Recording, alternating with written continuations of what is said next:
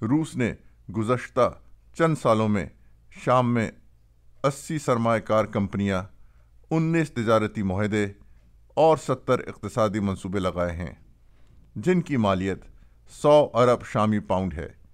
روس کی شام میں مداخلت فوجی بنیادوں پر ہوئی، مگر کچھ ہی عرصے میں روس کی صحیح مقاصد سامنے آ گئے، جو ان دعووں کے برعکس تھے جو روسی وزیر خارجہ کرتے رہے تھے۔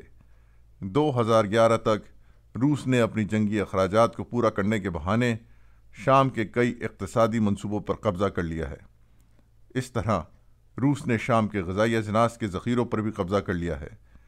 ان ذخائر میں تقریباً 400 ٹن آٹے کی پیداوار کا حامل ایک پلانٹ، 1000 ٹن گندم کے ذخائر اور 4 چکیاں شامل ہیں، جن کی لاگت 70 ملین یورو بنتی ہے۔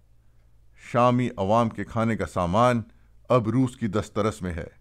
روسی کمپنیوں نے پینے کے پانی کے حصول کے لیے 17 بلین شامی پاؤنڈ کی سرمایہ کاری کی ہے، مگر شامی عوام کو پھر بھی پانی میسر نہیں۔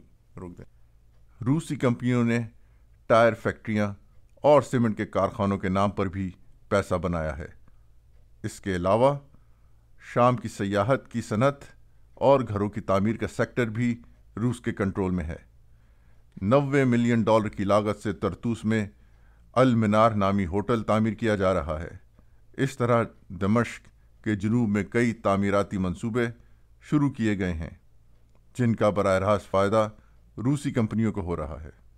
روس نے شام کے تمام وسائل پر قبضہ کر کے اس بات کی تصدیق کر دی ہے کہ شام سے اس کے انخلاء کا فی الحال کوئی ارادہ نہیں ہے۔ اس ویڈیو کو ضرور شیئر کیے۔